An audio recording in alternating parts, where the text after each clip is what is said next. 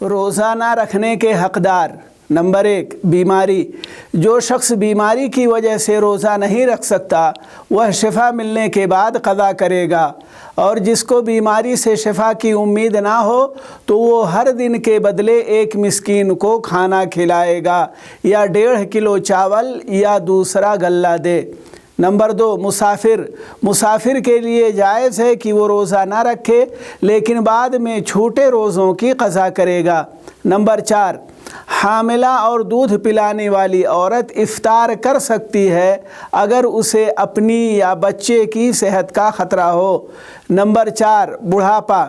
ایسا بوڑھا آدمی جسے روزہ رکھنا مشکل ہو وہ افطار کر سکتا ہے لیکن ہر دن کے بدلے ایک مسکین کو کھانا کھلائے گا یا اسے 1.5 کلو اناج دے گا۔ نمبر 5، حیض اور نفاس والی عورت پر روزہ رکھنا حرام ہے، وہ بعد میں قضا کرے گی۔